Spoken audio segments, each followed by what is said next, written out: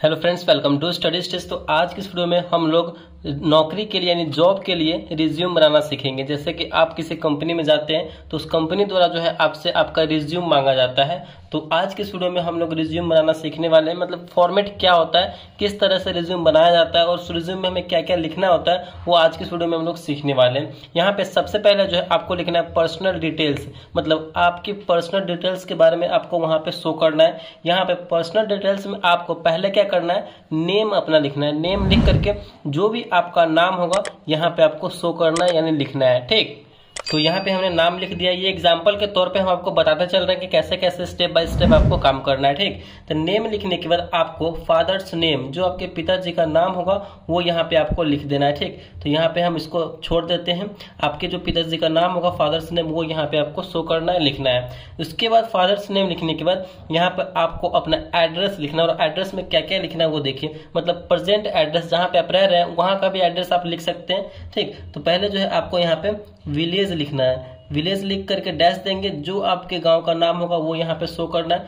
उसके बाद फिर यहाँ पे पोस्ट ऑफिस लिखेंगे, पीओ। पीओ का मतलब होता है पोस्ट ऑफिस यानी डाकघर। जो आपका पोस्ट ऑफिस होगा वो यहाँ पे आपको देना है। उसके बाद जो है यहाँ पे आपको लिखना है पीएस। पीएस का मतलब होता है पुलिस स्टेशन, यानी जो आपका पुलिस स्टेशन होगा, थाना का नाम होगा, उस जगह का यहाँ पे नाम लिखना है। और लास्ट में यहाँ पे जो है आपको डिस्ट्रिक्ट लिखना है, यानी किस जिले से आप बिलोंग करते हैं, किस जिले में रहते हैं, तो यहाँ पे आप जिला का नाम लिखना है। तो इस तरीके से जो है हमें एड्रेस को फिल करना है, बनाना है। नेक्स्ट यहाँ पे आता है हमारा नेशनलिटी। नेशनलिटी अगर आप इंडियन है तो यहाँ पे आप लिखेंगे इंडियन। ठीक, एग्जाम्पल के तौर पे यहाँ हम आपको बताते चल रहे हैं सब। उसके बाद जो है आगे आपको लिखना है, उसके बाद यहाँ पे आपको लिखना है डेट ऑफ बर्थ यानी डीओबी। आपका डेट ऑफ बर्थ क्या है वो यहाँ पे आपको शो करना है। और डेट ऑफ बर्थ में इस तरीके से लिखना है जैसे कि आपका डेट ऑफ बर्थ है 10 मार्च।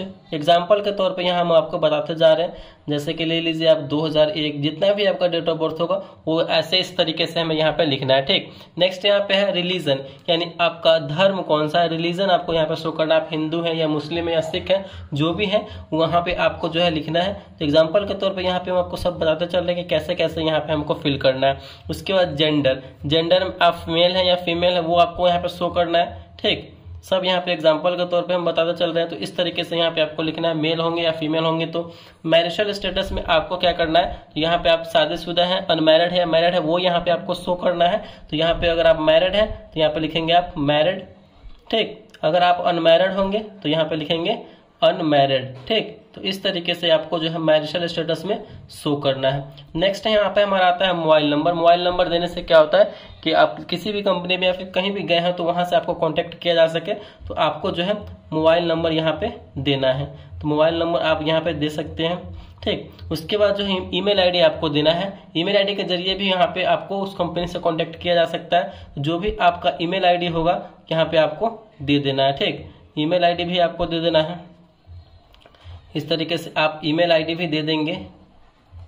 ठीक, चलिए इतना करने के बाद हमारा पर्सनल डिटेल्स जो है कंप्लीट हो जाता है। उसके बाद हमें क्या करना है, उसके बाद हमें जो है एजुकेशनल क्वालिफिकेशन यहाँ पे देना है, यानी आपकी योग्यता कहाँ तक है, कहाँ तक पढ़े लिखे हैं वो यहाँ पे आपको शो करना है। तो एग्जाम में आप जो है टेंथ आप कर चुके होंगे, तो टेंथ आप किस बोर्ड से किए हैं, किस स्कूल से किए हैं, आपका बोर्ड कौन सा है उस बोर्ड का नाम लिखें। जैसे कि सीबीएसई बोर्ड है तो आप सीबीएसई बोर्ड यहाँ पे लिख सकते हैं। सीबीएसई बोर्ड से आप जो भी बोर्ड से किए हैं वो यहाँ पे आप लिख सकते हैं। कौन से ईयर में किए हैं आप, जैसे कि आप जो है 2018 में टेंथ किए हैं तो यहाँ पे आप 2018 लिख सकते हैं। आपका डिवीजन क्या फर्स्ट या सेकंड है, अगर आप फर्स्ट है तो यहाँ पे आप फर्स्ट लिखेंगे। इस तरीके से आपको यहाँ पे शो करना है। 12th भी उसी प्रकार सीबीएसई से किए हैं तो सीबीएसई जिस भी बोर्ड से है आप किए हैं उस बोर्ड का यहाँ पे नाम देना है। कब किए हैं, 2020 में यहाँ पे जो भी किए हैं। और फर्स्ट यहाँ पे डिवीजन है तो फर्स्ट डिवीजन यहाँ पे आप दे सकते हैं। बीए यानी बैचलर ऑफ आर्ट्स अगर आप कर रहे हैं आगे तो वो भी आप किस बोर्ड से, पटना बोर्ड से हैं या फिर दिल्ली यूनिवर्सिटी से हैं, जिस भी बोर्ड से हैं आप उस यूनिवर्सिटी या बोर्ड का नाम लिख सकते हैं। जैसे कि आप डीयू से हैं, दिल्ली यूनिवर्सिटी से हैं तो डीयू यहाँ पे लिखेंगे। किस ईयर में किए हैं, जिस ईयर में किए हैं उस ईयर का नाम यहाँ पे हमें देना है। ठीक, उसके बाद आपका डिवीजन क्या है वो भी यहाँ पे आपको शो करना है। तो एजुकेशन क्वालिफिकेशन में ये आपको देना है। चलिए इसके आगे देखते हैं, अगर और भी आपने इसके आगे किया है, एमए किया है या पीएचडी किया है तो इसके आगे और भी आप शो कर सकते हैं, लिख सकते हैं।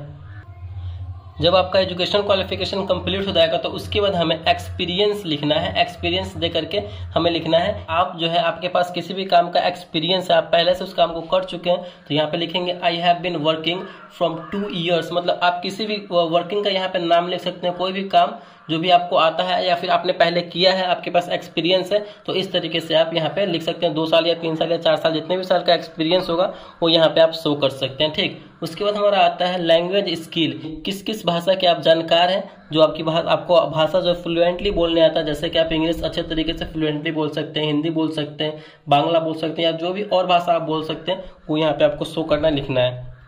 उसके बाद हमारा लास्ट आता है कंप्यूटर स्किल, यानी आपको जो है कंप्यूटर के बारे में भी नॉलेज है, कंप्यूटर भी आपको आता है, तो आप MS ऑफिस अगर आता है तो MS ऑफिस आप यहाँ पे लिखेंगे, टैली आता है तो टैली लिखेंगे, और भी जो भी कुछ आता है आपको कंप्यूटर स्किल्स में, टाइपिंग आता है या फिर कुछ भी आता है तो यहाँ पे आपको शो करना है इस तरीके से। तो इस तरीके से जो है हमारा यहाँ पे रिज्यूम जो है जॉब के लिए बनकर तैयार हो जाता है। ये आपका मतलब बेसिक रिज्यूम है, मतलब इतना काफ़ी है आपका जॉब के लिए, किसी भी कंपनी में जाते हैं तो। आई होप इस तरीके से अगर रिज्यूम बनाते हैं तो ये सफिशियंट है आपके लिए। तो अगर वीडियो को अच्छा लगा और पसंद आया तो प्लीज़ वीडियो को लाइक कीजिएगा, चैनल पर नया है तो चैनल को सब्सक्राइब जरूर कीजिएगा। Thank you.